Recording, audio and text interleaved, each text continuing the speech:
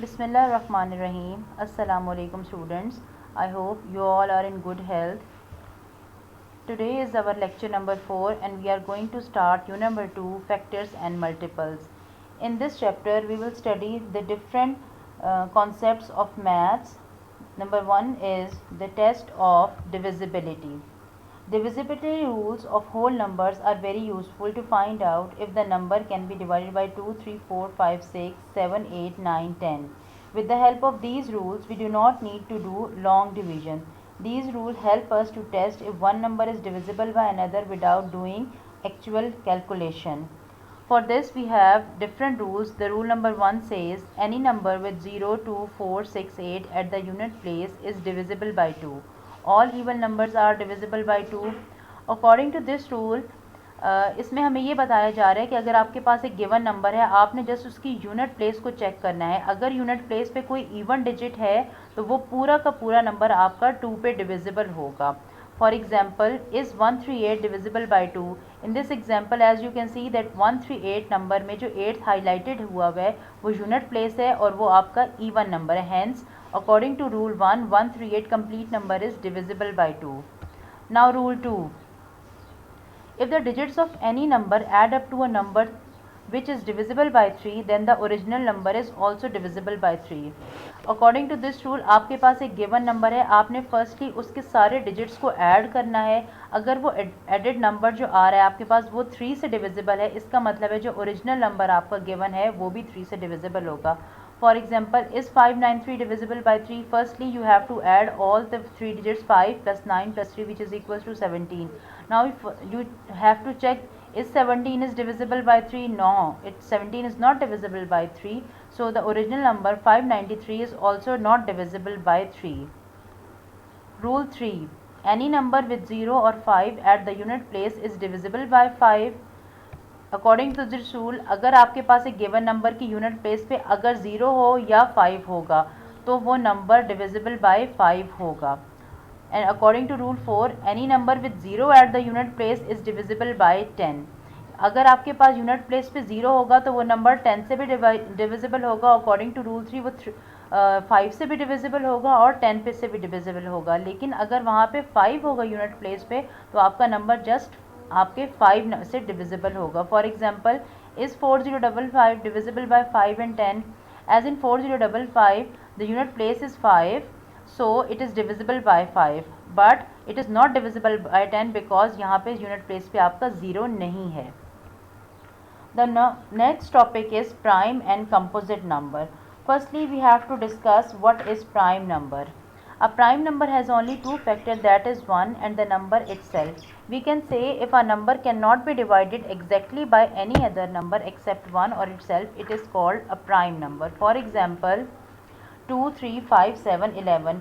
ऐसा कोई भी आपके पास नंबर डिजिट जिसका अपने अलावा और 1 के अलावा कोई भी फैक्टर ना हो वो आपका प्राइम नंबर कहलाएगा. यानी सीधे से अल्फाज में अगर वो किसी और टेबल में नंबर अपने टेबल के अलावा और 1 के अलावा किसी और टेबल में वो नंबर एग्जिस्ट नहीं करता, वो आपका प्राइम नंबर है. Now the second is composite number. Composites mean made up of several और डिफरेंट पार्ट्स. आपको यहीं से मतलब पता चल गया कि अगर एक नंबर अपने अलावा नंबर के अलावा इटसेल्फ और 1 के अलावा मल्टीपल टेबल्स में एग्जिस्ट कर रहा है तो वो आपका कंपोजिट नंबर है. All the other number except 1 have 3 or more different factors.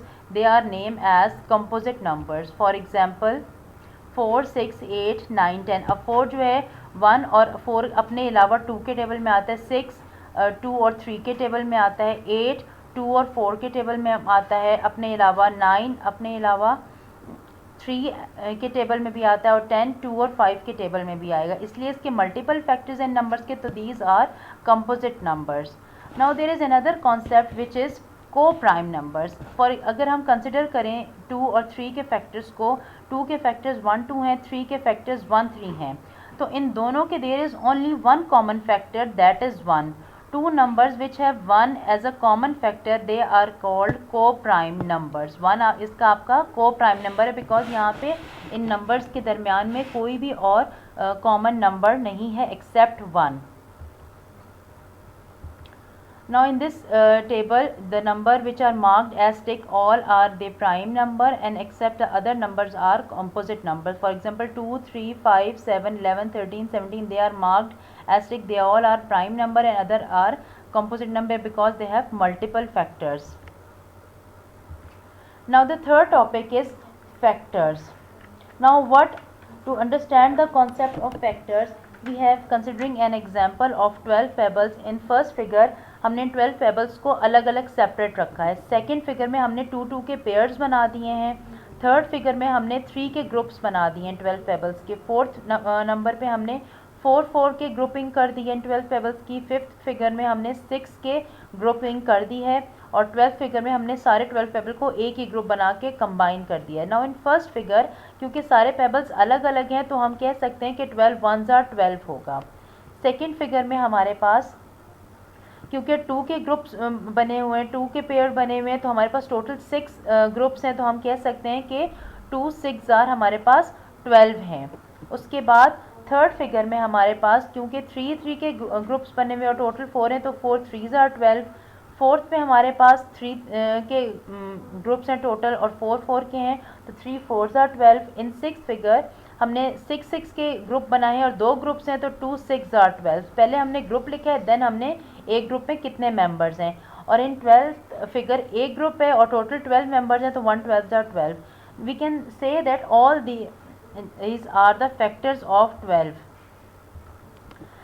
For example, when we divide 12 by 1, it gives 12 and with remainder 0. 12 divided by 2, it gives 6, remainder 0. 12 divided by 3 gives 4, remainder 0. 12 divided by 4 gives 3, remainder 0. 12 divided by 6 gives 2, remainder 0. 12 divided by 12 gives 1, remainder 0. When a number is divided by one of its factor, there is no remainder.